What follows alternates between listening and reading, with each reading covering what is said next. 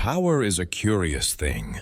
I have seen men chase it with such hunger that they lost not only their souls, but also the very respect of the people they wished to command. They sought authority as though it were a crown, forgetting that the true crown is invisible. It rests not on the head of the proud tyrant, but on the shoulders of the servant leader. When I look back on my own life, I cannot separate power from responsibility. They are two sides of the same coin. To pretend otherwise is to court ruin. Too many believe that once they acquire power, whether over men, money, or influence, they may do with it as they please.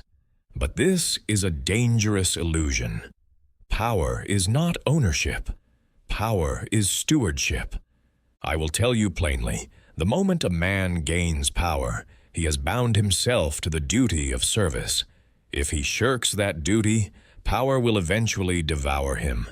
It is like fire. In the hearth, fire warms the home and cooks the meal. Unchecked, it burns the house to the ground. I learned this lesson early. As a young man working in the telegraph office, I saw how authority operated. Some supervisors barked commands with disdain, as if the young clerks were but tools. Others carried themselves differently. They gave guidance with patience, respect, and fairness. And do you know what happened? Those men were followed gladly. The clerks not only obeyed them, they admired them. That admiration became loyalty. I understood then, leadership is not about commanding.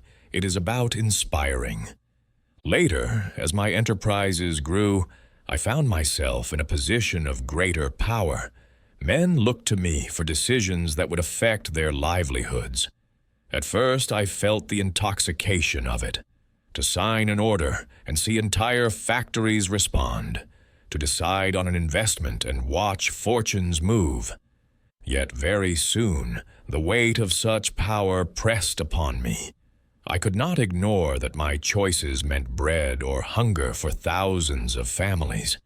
To misuse that power for vanity would have been a betrayal of trust. It was then I formed a rule for myself.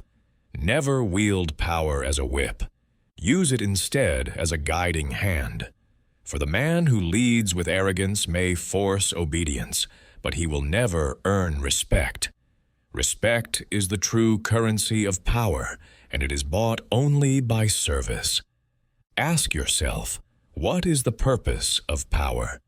Is it to make others small, that you may feel large?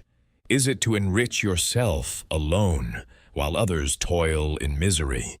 Or is it to create opportunity, to raise others up, to open doors that would otherwise remain shut? I say it is the latter. Power, rightly used, is a lamp that lights the way. Wrongly used, it is a shadow that darkens everything. I once knew an industrialist who treated his workers as though they were expendable tools. He paid them little, ignored their concerns, and boasted of his dominion.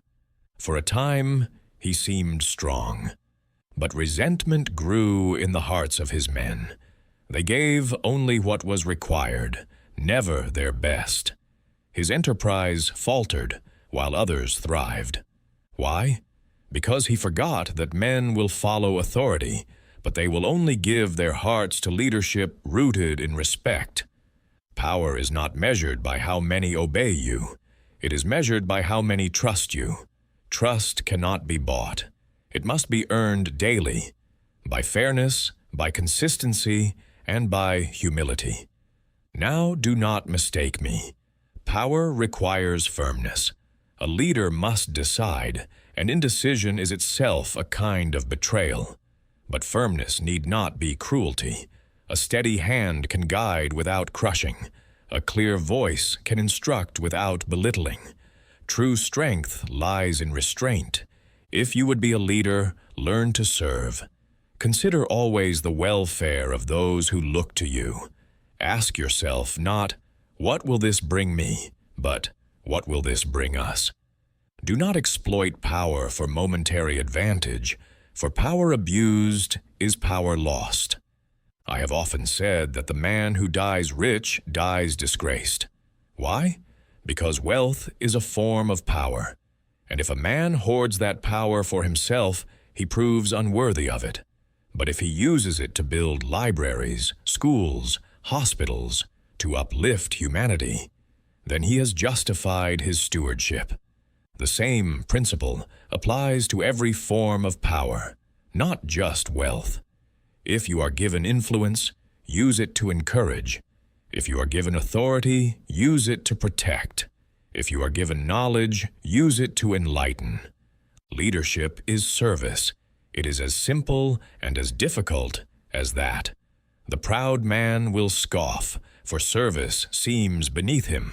Yet mark my words, the proud leader falls, for his followers will eventually turn away. The humble leader rises, for his followers will carry him further than he could ever go alone. I urge you to reflect on this. Do you seek power for the sake of power? Or do you seek it to create something greater than yourself? If it is the former, you will be left empty.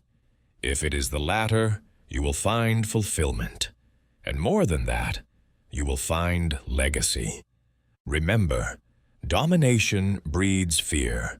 Service breeds loyalty. Fear vanishes when the tyrant is gone, but loyalty endures long after the leader has passed. So let us resolve. If power comes into our hands, let us carry it as a sacred trust. Let us not wield it as a weapon, but as a tool of construction. Let us lead not as masters, but as servants of a higher good. For only then will our power truly matter. Power is not the prize. Power is the responsibility. And the man who understands this will lead not for a season, but for all time.